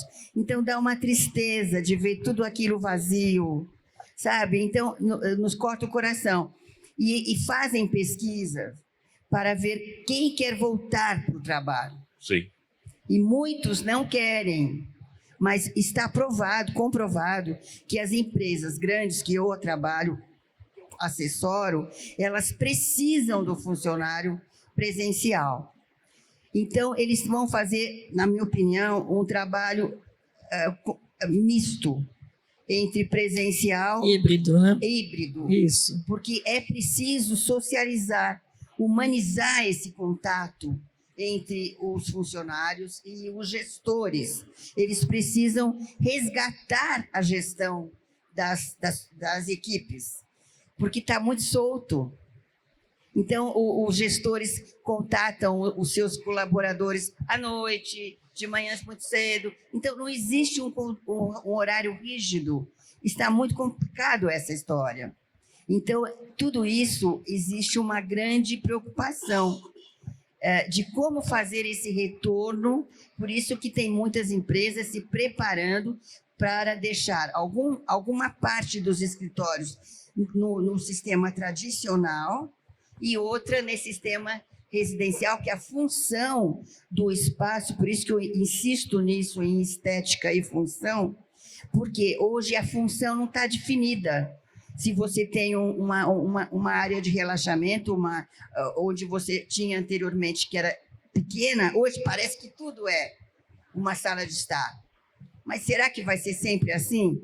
Então, esses lugares precisam ser híbridos, para que voltem, se precisar, numa estação de trabalho. O que facilitou muito, gente, foi a parte de rede. Porque antes, nos nossos projetos, o que mais pesava, né, Rogério, era a parte de execução de rede, dos pontos de computação, de elétrica e de telefonia. Hoje não precisa mais, porque você tem a rede sem fio. Wi-Fi. Elétrica você precisa. Então, existe em elétrica, as elétricas estão pontuadas, mas não existe mais os cabeamentos. Mas os cabeamentos estão lá. Porque se essa rede sai do ar, Sim. não é? Então, o que eu fico um pouco preocupada é que muitas pessoas não avaliam o que existe realmente. Porque quando você... Eu sou uma pessoa que... eu aprendi isso na indústria. Você tem que entrar, né, Rogério, dentro do problema. Não dá para você projetar e ficar achando que é bonitinho. Não. O problema existe. Existe e o gasto real de uma empresa é dentro da infraestrutura. E a infraestrutura hoje ela é dupla. Ela está mais cara, está mais dispendial. Imagina quantos laptops essas indústrias tiveram que comprar.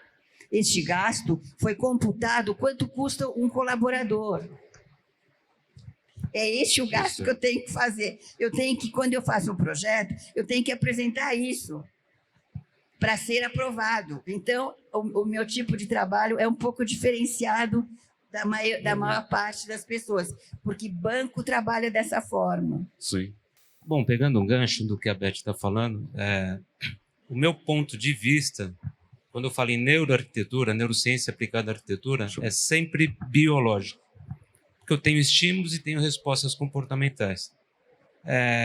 O fato de ser híbrido ou não ser híbrido, você tem comportamentos, reações, eu tenho que analisar esses comportamentos.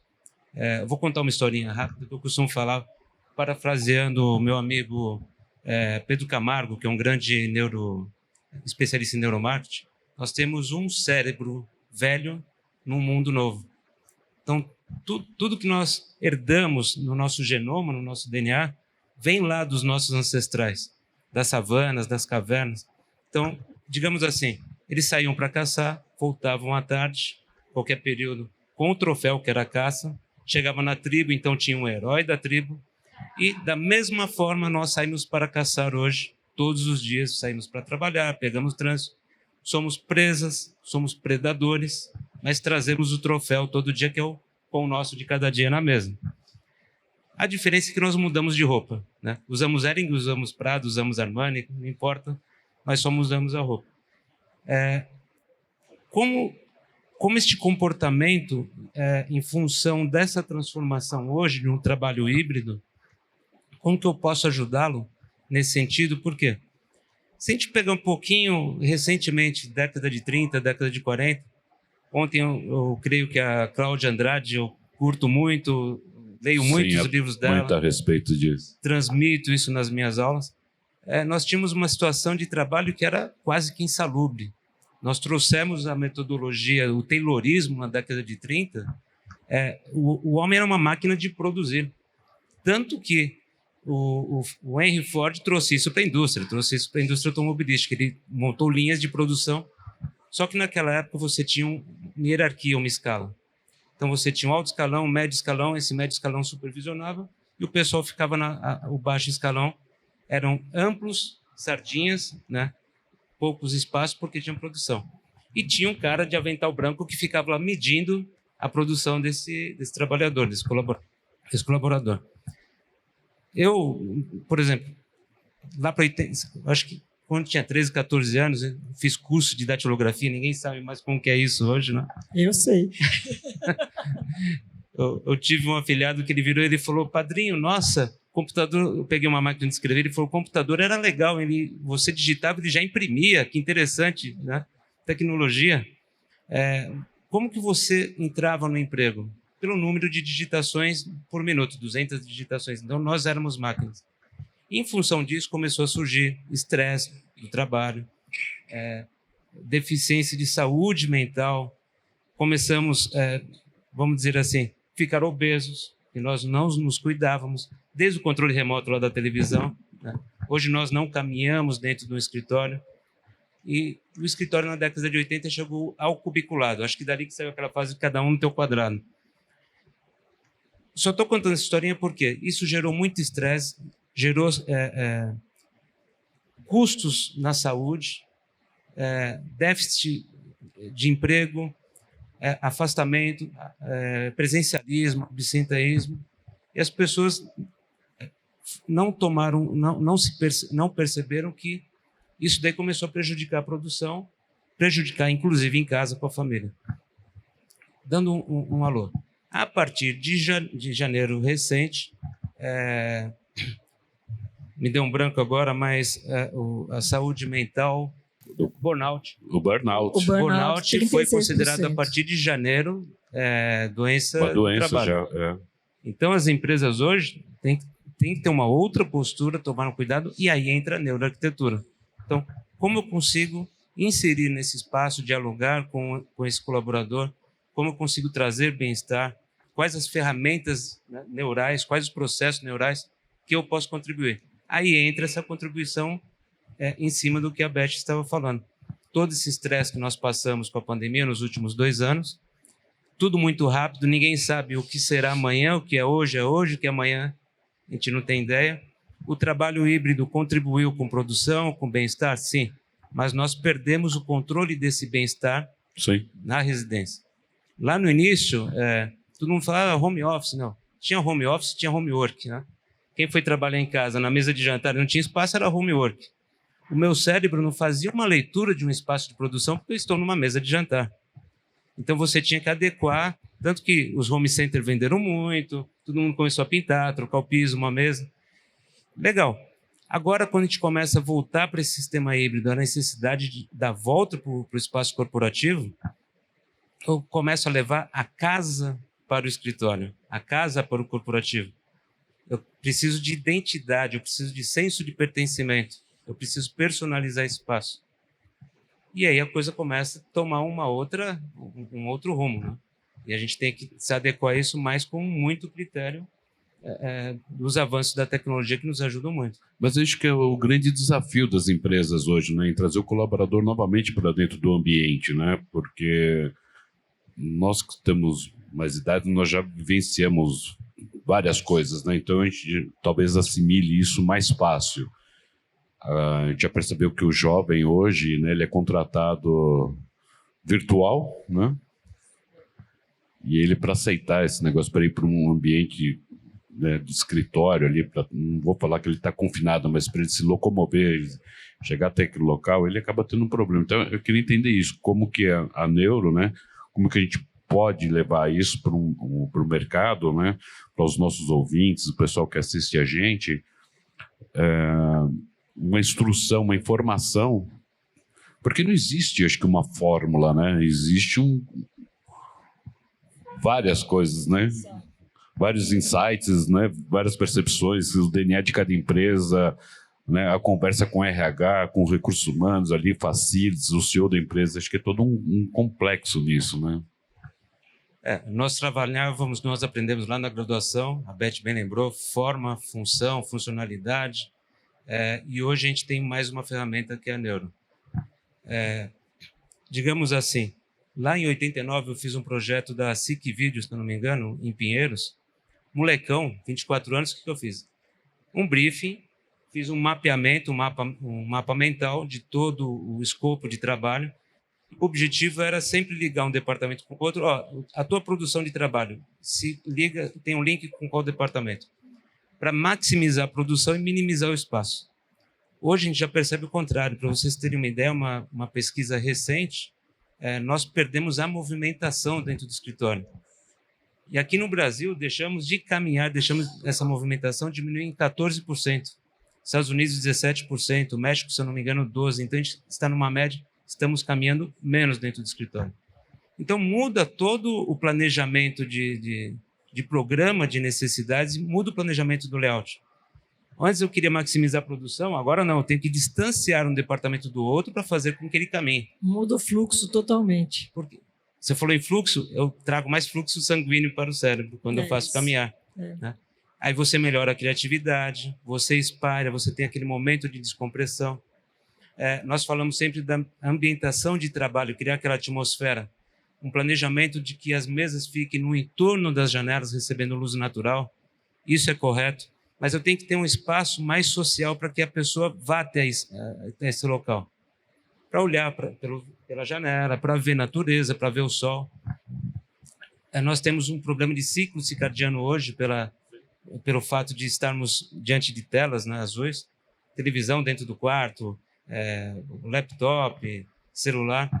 Aí eu tenho um professor, um amigo meu, Rui Soares, que ele trabalha com iluminação integrativa na neuroarquitetura, falou: Rogério, 20 minutos olhando para o sol na tua sacada, de manhã ele começa a regular o teu metabolismo e o teu relógio biológico.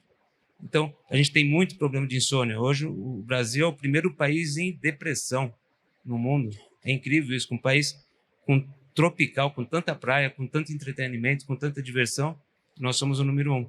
Então, isso começa a tomar um outro posicionamento.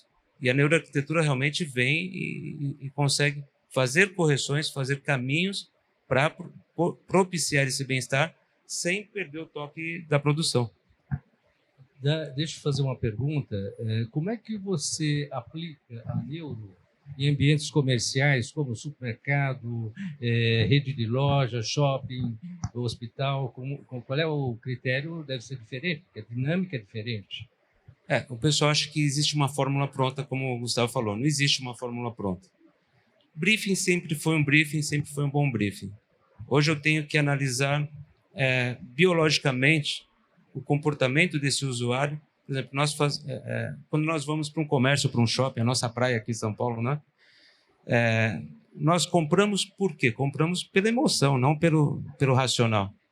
Então, o espaço comercial ele tem que propiciar, ele tem que trazer uma resposta em forma de experiência. Porque produto é commodity. Hoje eu compro um tênis, eu compro uma blusa, eu compro um relógio, em qualquer lugar, dou um clique no meu celular. Levantei de madrugada para beber água, sonhei com o relógio, vou lá, clico, o relógio está entregue de manhã na minha porta. Então, esse espaço comercial tem que oferecer experiência. Essa experiência é através de estímulos sensoriais. Então, nós temos os estímulos que são mecânicos, né? Aliás, temos os estímulos físicos e químicos. Aí onde entra esse lance, eu falo, nós somos seres biológicos em ambientes bióticos. Então, os meus estímulos, meus receptores sensoriais, físicos, a visão pela energia, o físico pela audição, que é vibração, tato, mas aí eu tenho o químico, que é o paladar, eu tenho o químico, que é o olfativo, e o ambiente também tem isso, ele também é químico, físico. Então não existe dentro, não existe fora, somos uma coisa só. Então tem que fazer um trabalho dentro de um espaço comercial, dentro de um hospital, trazendo esses estímulos para que ele tenha uma experiência naquele momento e, sem te falar em arquitetura comercial, ter a imagem e lembrar daquela marca. Porque aí eu ativo o meu hipocampo, que ele armazena, ele é um GPS. Nós temos um GPS no hipocampo, que também é a mesma área da memória. É até incrível quando a gente está no quarto, a gente está indo para a sala e de repente a gente fala, poxa, o que eu vim fazer na sala? Não, volte até o ponto de partida que você vai acionar o teu GPS, o GPS é o mesmo campo da memória, fui pegar a chave do carro. Então, isso faz com que eu grave a identidade da marca por aquela experiência também dentro do espaço. Mas o Rogério faz uma rede de lojas e você aplica a cor, né, Rogério? Sim, vamos lá. Exatamente, eu ia chegar nesse ponto. Como que hoje, no estudo da neurociência, voltado para a arquitetura, não existe um campo que você armazena a cor. Existem estudos tentando achar que espaço eu ativo, que determinado espaço do meu cérebro eu vou ativar para determinada cor, me fazer um estímulo sensorial e fazer provocações para que eu tenha respostas comportamentais. A gente vê isso muito na cromoterapia, vimos muito na psicologia das cores. Tem um embasamento, já estamos chegando lá, que já está sendo feito esse mapeamento, e a gente tem como utilizar das cores em benefício da saúde do ser humano, do colaborador, nos espaços colaborativos. Se eu utilizar, por exemplo, vermelho ele altera a pressão sanguínea. Eu não posso ter um espaço totalmente dotado de vermelho. Eu tenho que ter decoração, alguma coisa que me estimule. Mas, por exemplo, ele me causa um certo estresse, ele me deixa mais ativo. Então, tem aquele momento, por exemplo, voltamos ao almoço, está fazendo a digestão. Se eu tiver um ambiente vermelho, ele vai me deixar mais ativo, porque em contrapartida daquele momento que me cai a produção, me cai devido à sensibilidade daquele momento. Amarelo, se eu não deixar o amarelo tomando conta do espaço inteiro, ele fica cansativo. Tem uma linha aí de saúde que fala que dá até gastrite você ficar no espaço totalmente amarelo, mas ele traz a criatividade. Laranja também desperta, por isso muitas empresas de tecnologia usam a cor. É muito perigoso quando a gente fala em branding, utilizar a cor do brand no espaço corporativo comercial, mas que efeito aquela cor causa? Eu posso ter uma empresa com predominância de laranja, mas eu vou dar pitadas de laranja nesse ambiente, não predominar. Foi uma coisa que a Amanda Siqueira, do Itaú, comentou, porque eles estão compondo os ambientes sem utilizar as cores da logo. Exatamente.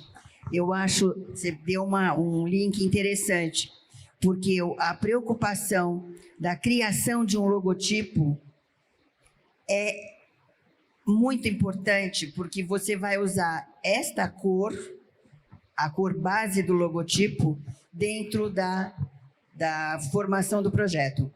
Isso era como eu fazia antes. E como é hoje? Hoje é um pupurri. E, na minha opinião, isso vai provocar uma certa confusão mental, porque cada cor provoca um estímulo. Então, o que acontece? O Comitê Brasileiro de Cores, ele elege 30 cores por cada biênio.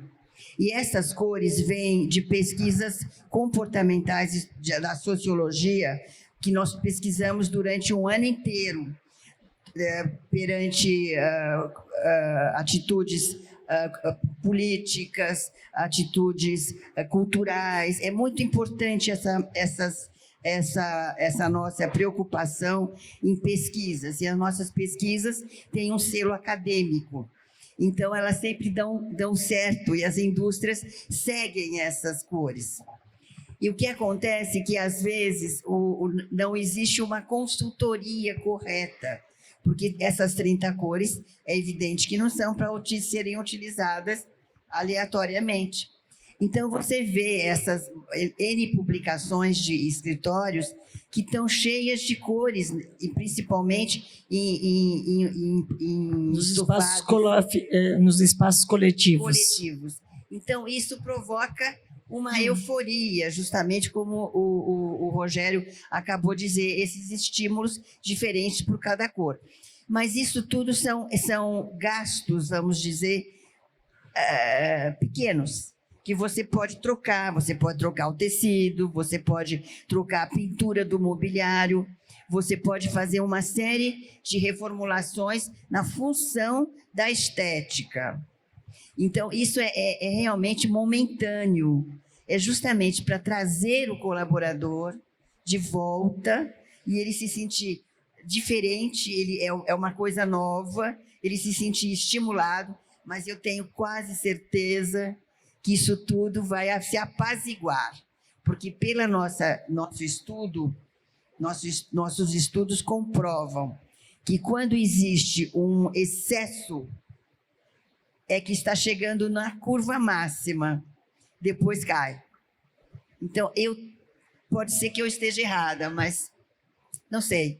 Eu acho que está subindo demais. Dados são dados, né? E está um excesso, você sabe, é um excesso do emprego de cores pipocadas aleatoriamente, justamente para provocar essa farra, vamos dizer, de um playground ou de uma festinha infantil, para dar essa alegria. Eu acredito que é proposital e passageiro. O Covid teve a sua participação durante esses 2 anos. Como foi o estudo das cores exatamente pós-Covid para poder transformar esses ambientes e para que a gente comece a sentir menos medo? Né? Então, porque eu acho que até essa relação de cores com medo tem tudo a ver, né? Foi interessante, porque as nossas pesquisas anteriores à atual, nós estávamos pesquisando, nós chamávamos de cores gasosas, porque toda a observação estava fora do espaço. Nós estávamos estudando as nebulosas, que são as estrelas que morrem e nascem novamente, justamente por causa dos satélites, as fotos de satélites, que agora nós temos um novo satélite, né, Rogério? Que as fotos são muito mais nítidas. E agora, o que aconteceu com essa volta, né?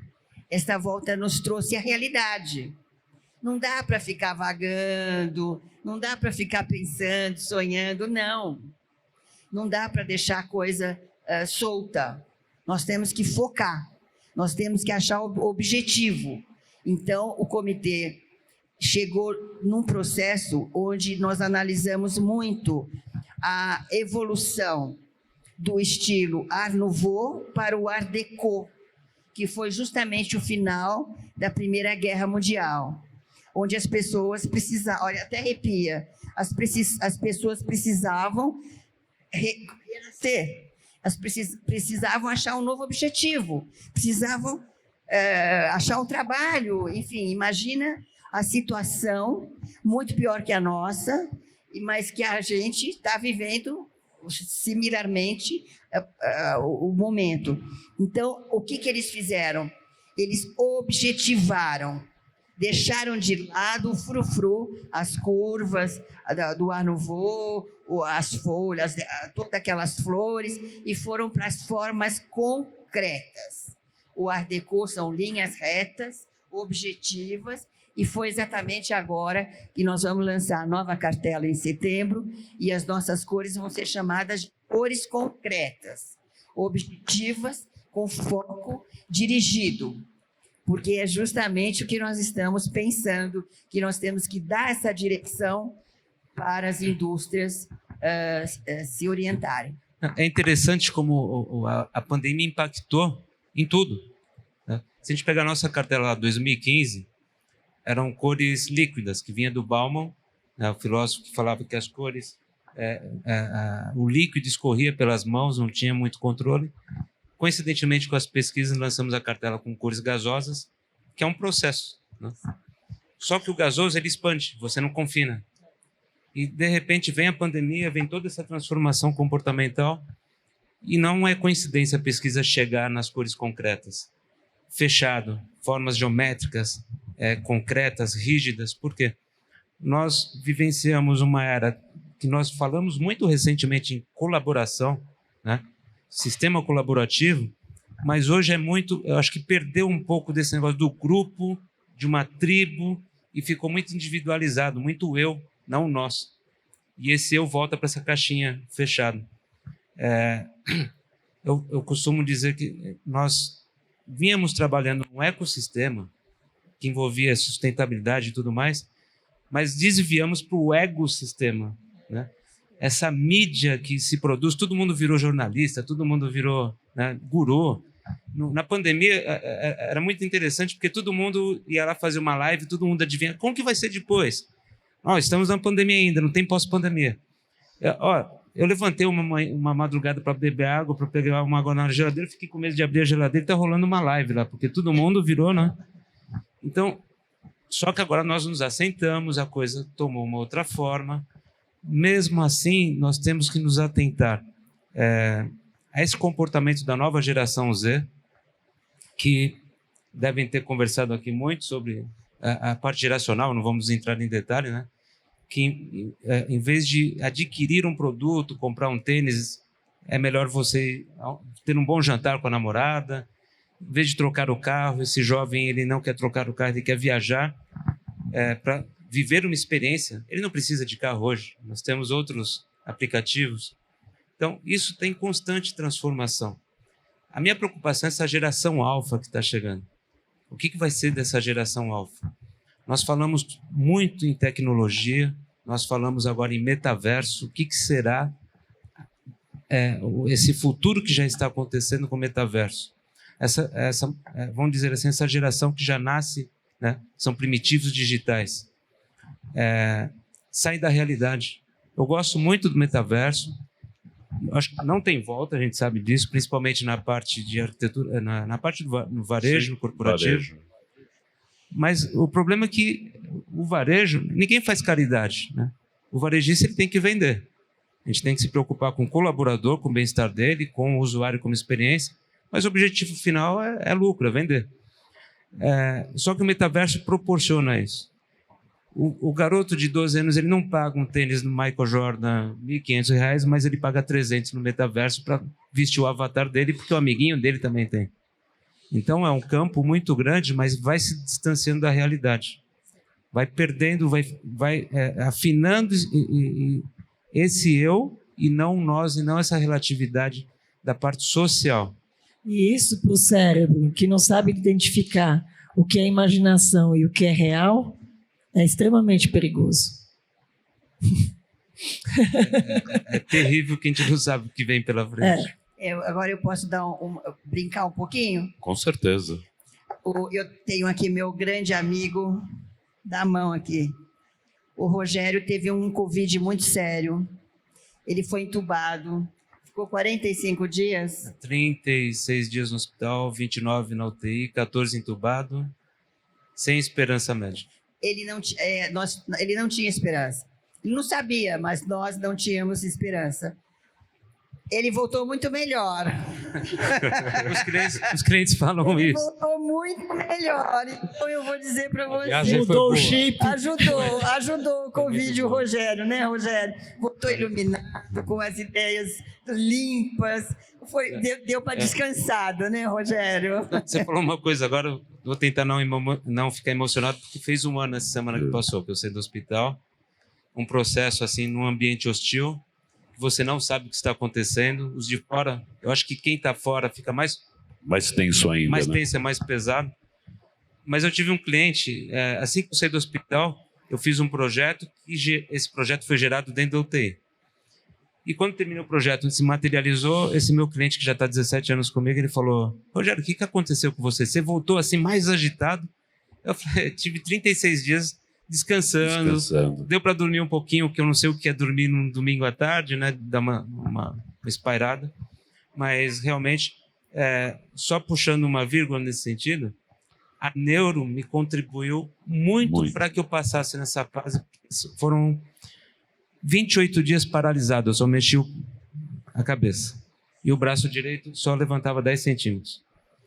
Quando eu saí do Covidar e fui para outro UTI, foi o dia que eu surtei, porque eu achei que estava indo para casa, que estava indo para o quarto, que ia ter alta. Eu não sabia que tinham outros problemas. Não, em função da Covid, arritmia cardíaca, peguei uma bactéria no sangue, embolia pulmonar, tudo que tinha direito no pacote. E eu falei: bom, eu tenho que me ocupar. Se eu levar para o emocional, a coisa vai cair. Eu tenho que puxar para o meu córtex, né, frontal, trazer para o racional. E, rapidamente, eu fiz um projeto que eu tinha medido na semana anterior. Já estava o croquis no escritório. O escritório já estava fazendo o projeto, já estava andando, eu nem sabia, eu pensei que a gente tinha perdido esse passo. Fiz o projeto todo, só que deu uma complicação. Minha esposa teve que aparecer no hospital. E eu falei: como que está lá? Eu não falava, eu só sussurrava. Temos um problema na iluminação, não está andando. Anota aí. Você vai fazer um grid de 1,40 por 1,20, vai colocar downlight de 30 watts, o periférico vai trabalhar assim. E aí? O resultado é 648 lux por metro quadrado. Ela falou: não, você não fez esse cálculo. Fiz. E tinha uma aula de pós-graduação, que era uma disciplina nova, eu tinha que fazer o guia, 20 horas de aula, o guia na semana anterior, que fiquei fazendo o guia diariamente. Então, isso me ocupou, não fui para o emocional, não fui para o límbico, e ajudou a passar esses 36 dias com certeza. E foi uma alavanca para voltar mais ativo. Os médicos falaram que eu levaria 3 meses para andar, 2 para falar, 4 para dirigir. 15 dias eu estava dirigindo, falando e dando palestra. Parabéns. É o poder da mente. Um guerreiro. É o poder da mente. Quando a gente tem eu trabalho exatamente com autoconhecimento, inteligência emocional, e ouvir você falando assim é um presente. porque as pessoas não têm noção do quanto isso é rico, quanto isso é fundamental quando a gente sabe qual é o lado direito, qual é o lado esquerdo, o que cada um deles faz, e o que a gente pode fazer quando está numa situação realmente de apagar. Se está pagando, você fala assim, não, agora eu vou virar esse jogo, Não, mentalmente. E eu imaginei assim, se isso me ajudou, e eu estava imóvel, super consciente, o que eu não posso fazer nos meus projetos, que eu não posso fazer com meus clientes, que eu não posso fazer pelo próximo, pelo ser humano, com essas ferramentas neurais? Então, o resultado é positivo, sempre. Você é prova viva. Sim. Sim. Então a Beth tem razão, ele voltou melhor, né? Foi. Realmente, Rodrigo, foi um presente para nós a volta do Rogério, o renascer do Rogério, porque o comitê sem você, Rogério, não pode ser. Obrigado. Obrigado, Mas o Luiz conhece a gente desde o começo, né, Luiz? Sim. E realmente o nosso trabalho é muito sério. E o que vocês precisarem de nós e quiserem mais informações, nós estamos sempre à disposição.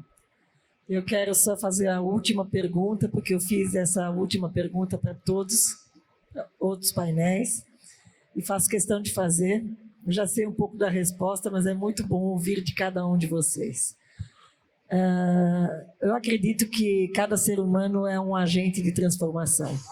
É um agente realmente para mudar o mundo de alguma forma. O que é a empresa de vocês, ou o que vocês pessoalmente podem colocar aqui, para que a gente possa melhorar e inspirar outras empresas, a sociedade e pessoas? Karen, eu vou dizer para você que eu acho que o Rogério deu um depoimento emocionante, e eu acho que o depoimento dele eu quero complementar, porque nós fizemos um trabalho grandioso no último semestre, que foram 40 lojas na rua Gabriel Monteiro da Silva, com 250 alunos da Belas Artes. Fizeram as vitrines dessas lojas. Foi um trabalho insano, e eu estava com todo o lado esquerdo paralisado por uma dor insana, por destruição da minha articulação de quadril. Mas eu não podia fazer a cirurgia porque eu estava nesse trabalho. Então, eu tinha assim, necessidade de um esforço acima do normal para conseguir o trabalho. E eu, Rogério sabe disso, conseguimos, né, Rogério, terminar o trabalho. Depois disso, eu fiz a cirurgia. Fiz a cirurgia e em 30 dias eu estava de pé, andando, e o médico falava, não é possível. Elizabeth, o que você fez? Eu falei, não, a sua cirurgia foi maravilhosa. Não, a minha cirurgia é maravilhosa, mas o que aconteceu com você? Eu falei, a minha mente colocou que eu precisava andar. Então, eu passo isso para vocês. Nós precisamos andar. Nós precisamos ter objetivos, por menor que seja o objetivo.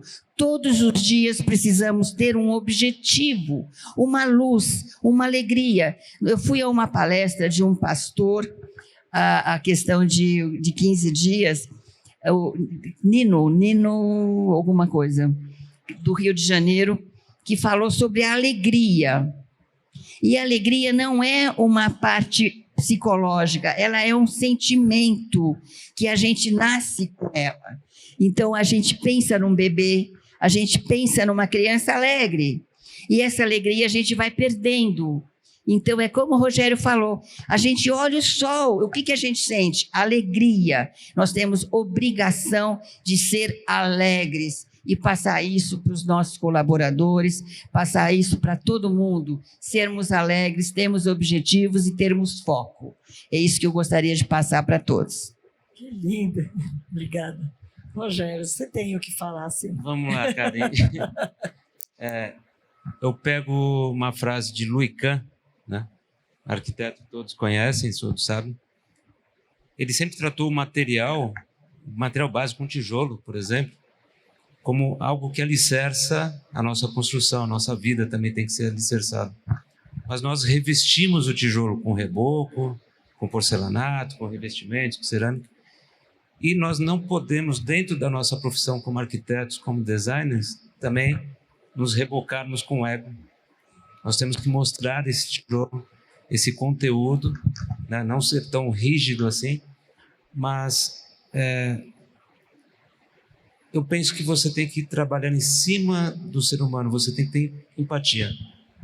Todo trabalho que é centralizado no ser humano, a gente fala de comportamento, motivação vem antes de comportamento. Então tem que criar estímulos. A partir do momento que você trabalha em cima do ser humano, com empatia, com dedicação, é a paixão que move. Então, a paixão é o combustível desse carro que você vai pegar a estrada e a estrada que você escolhe, né? Onde você quer chegar? É duro chegar no topo da montanha? É. A mochila às vezes vem pesada, mas quando você chega lá em cima, a paisagem pode ser muito bela, depende de você. Então, estudem, estudem, estudem, pensem no próximo, se atualizem, porque as respostas de ontem não responderão às perguntas de hoje. E eu acho que a neuroarquitetura, a neurociência aplicada à arquitetura, traz muito disso. Tudo que nós estamos falando hoje pode não ser tão verdade amanhã, porque é ciência pura. E, ao mesmo tempo, pode abrir grandes portais para pessoas que ainda não chegaram nem nesse nível. E esse tipo de conversa é muito importante. Olha, é fundamental. É interessante que tinha uma época que eu achava que, quando esses jovens falavam em trabalho colaborativo, era uma forma de maquiar deficiência em certos segmentos de certas disciplinas da arquitetura.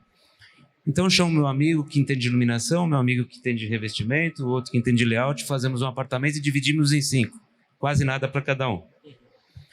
E eu achava que eu, na minha experiência, como com 57 anos hoje, mas eu estou falando de 10, 12 anos atrás, isso daí é maquiagem, isso é uma desculpa. Não, hoje eu percebo que um jovem de 25, 27 anos, ele tem uma criatividade, um potencial de criatividade maior do que eu em 22%. Isso é pesquisa.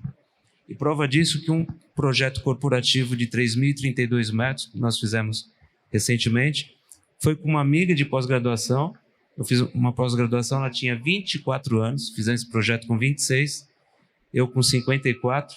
Aí parou, não se materializou durante a pandemia, voltou agora. Eu não posso dar spoiler porque ainda é uma questão de contrato, mas foi um trabalho assim deslumbrante, foi um dos melhores trabalhos que eu fiz, mais agradáveis, com uma garota de 27 anos. Então, não existe eu, você, existe nós, né?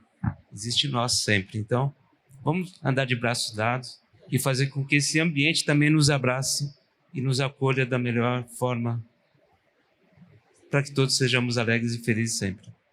E o mais importante, se você me permite, Karen, o mais importante é você não ser a cabeça. Eu acho que é importante ser várias cabeças. Não é? O sucesso nosso, né, Rogério, é que não existe uma fala. Nós ouvimos todos têm razão, para depois chegar a uma conclusão. Né, Rogério? Porque não dá para dizer, eu acho. Tem muita gente que fala, a minha tendência, a minha inspiração, a minha cor. Tudo errado. Porque não pode existir a minha. Não é o meu, é nosso. Se você não for procurar em todos os países o que está acontecendo e trazer para cá, não dá certo. Não é o meu, né, Rogério? É nosso. Por isso que dá certo. Não existe mais espaço para intuição, nem do profissional e nem do cliente. Tem que ser ali. Não sei se eu estou sendo muito brava, mas eu não sou, não. Eu sou doce. Daria para ficar horas, né? Muito fácil, facilmente. Quando o assunto é gostoso. Agradeço demais a presença. Rogério, muito obrigada. Eu é que agradeço. Me emocionou muito. Beth, um encanto. Você sempre traz luz e cor aos ambientes. Obrigada, Karen. Obrigada, Rodrigo. Obrigada, Luiz. Estou à disposição, como eu falei, e convido vocês para conhecerem a nova coleção em setembro. Será um maior prazer. Obrigado. Obrigado a todos. Estamos encerrando hoje a Arena Office aqui na BIMAD. E queria agradecer aí o Luiz, a Karen, a Beth, Rogério, pela presença e todos os outros convidados que participaram durante esses 4 dias com a gente. Obrigado a todos. Até mais. Tchau.